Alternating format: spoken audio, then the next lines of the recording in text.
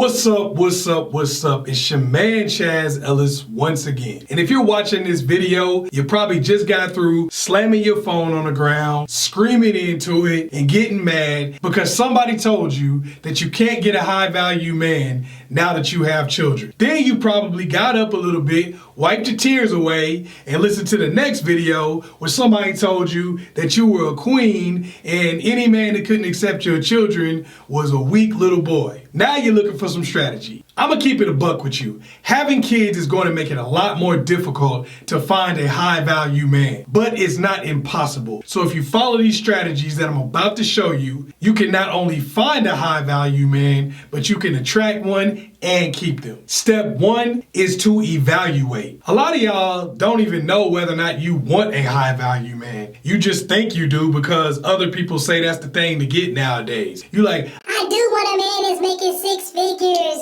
I do want a man that's super good looking and has high status and everybody else wants to be with him. That's what I want. That's what I need in my life. that's what you think you want. That's what you think you need in your life. But a lot of y'all out here functioning as your own good man, so you don't really need a high value man or want one. So many of y'all be on that independent. I'm a women, independent. I don't need a man. I don't need a man. I don't need a man. If that's how you think and that's how you feel about life in general, then you probably don't need or want a high value man. You can literally get somebody that's operating at the same financial level and possibly lower than you are and be just as happy. But some of y'all think, I gotta have the 6 figures plus. I gotta have the 6'5". I gotta have the great looks. I gotta have the super high status. When you're 5'1", you live in a trailer,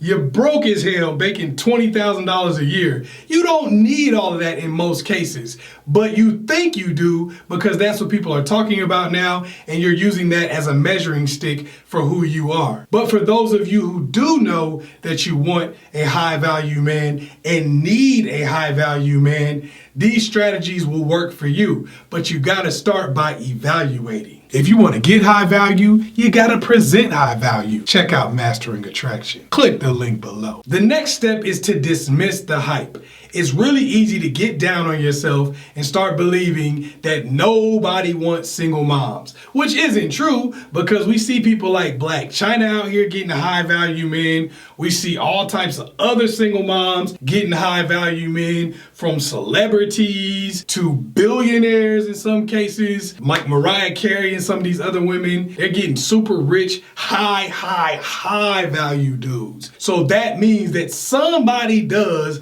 mess with single moms. I know a lot of these guys gonna be in the comment section getting mad. Stop giving these girls hope, Chaz. What you doing? You gotta stop on them. You gotta crush them. I'm not here to make you feel good. I'm not here to make you feel bad. I'm giving you real life strategy that actually identifies the issue and helps you to fix it or work on it so that you can get the outcome that you're looking for. And I don't care if you're a man or a woman. For a lot of you, believing the hype has made it so that you can't even get out of bed. You believe that no men want you, so you keep taking lower and lower level dudes. The world is going to accept me for who I am. Boy, you easy.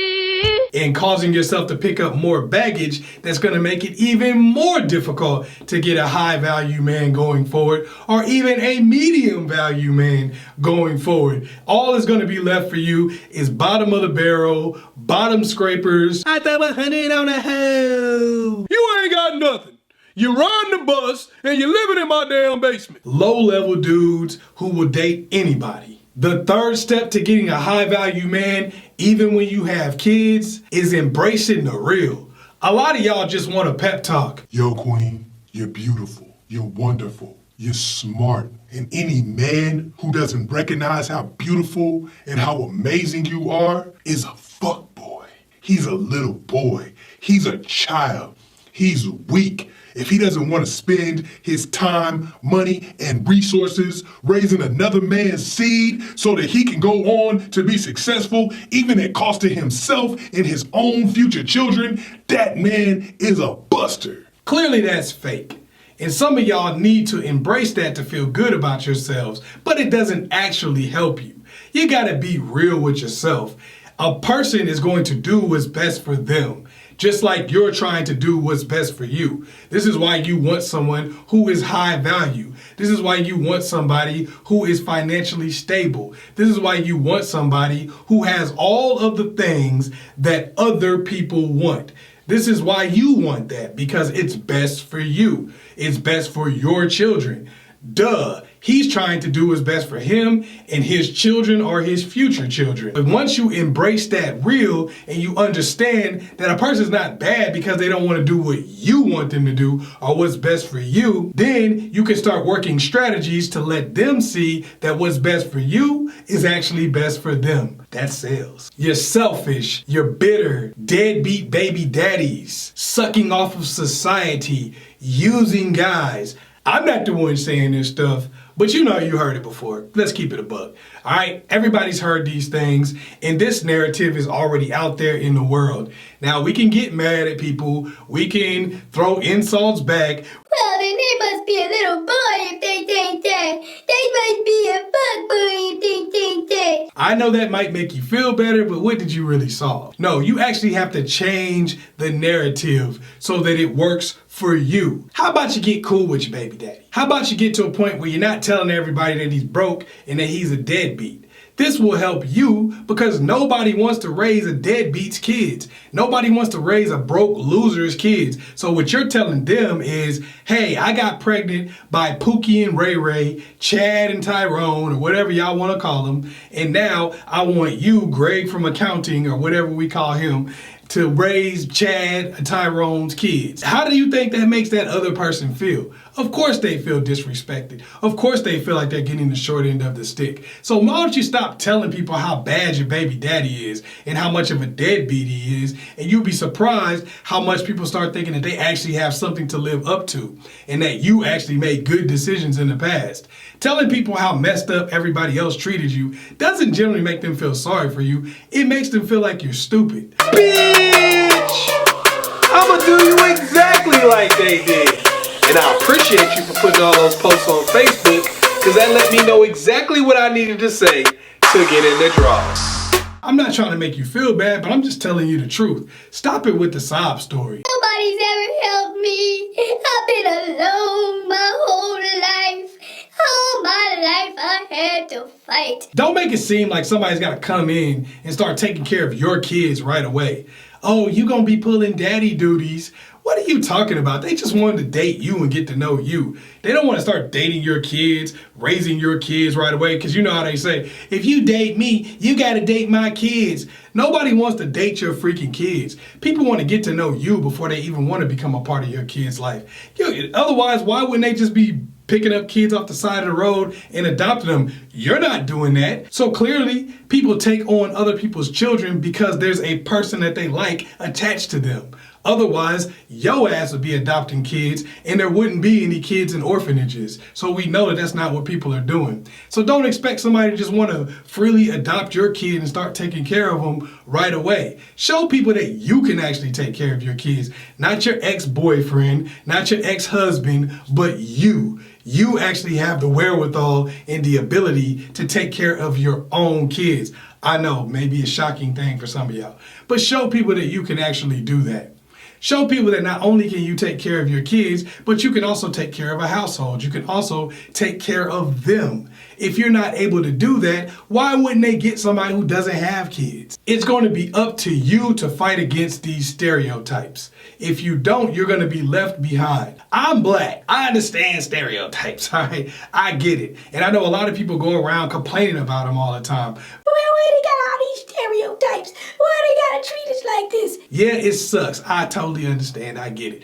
But at the end of the day, when it comes to you making your life better, you are going to have to fight against those stereotypes. You are going to have to use some of them to your benefit. If people think that because you're a certain race that you don't have the ability to speak well, you can actually speak well anyway. You seem a little bit hostile. I'm just trying to help. If people think that because you're a certain race, you might not be on time, you can come 15 minutes early. Now you have actually wowed them with something that anybody can do, just because they expected so little of you. If you're a single mother, you can do the exact same thing. People generally expect less of you, so just showing a little bit more and going a little bit more above and beyond can make them super impressed. The last strategy: turn a negative into a positive. Accept the fact that you having kids by somebody else could be considered negative. Accept the fact that people don't want to take care of other people's kids just in a vacuum, and you don't either. Otherwise, you would have adopted 5 or 6 kids, and you didn't. All right, so clearly you don't want to take care of other people's kids either. Stop being fake. Once you accept the fact that people can see it as a negative, now you can start turning it into a positive. What's the good thing about you having kids? How about the fact that you ain't want to be in the club every night? You ain't want to be girls' night out all the time because you actually have kids at home to take care of. But if you do want to do that, then understand that a person's going to probably want a single person and not your ass. Understand the fact that people are going to have negative feelings about the fact that you have kids and start using that to your advantage. Start using the negatives as a positive. Hey, I got kids that I got to cook for, which means that I cook all the time. I know how to cook. If you don't know how to cook, then you need to start turning your negative into a positive and learn how to cook. Hey, I understand how to manage finances. I understand how to carry myself in different situations, because no, I wasn't dating Pookie and Ray Ray. No, I wasn't dating Chad and Tyrone. I came from a relationship with a good top-notch person. Some of y'all wonder why a lot of these celebrities and rich guys go marry the same girl. The reason why is because the girl's already pre-qualified. She's already been around a lot of rich people. She's already been around a lot of people with a lot of clout, a lot of money, and a lot of opportunities. Therefore, it's easy for her to adjust to those situations and to show the guy in a lot of cases what he needs to do. He may have just got money and she's so used to having it that she can be like, yo, this is where you should go. You should hang out with these people. This is what fork you should eat with. This is how you turn what people would perceive as a negative into a positive. You start showing people that having children and having a previous family situation has shown you how to operate in really high level situations.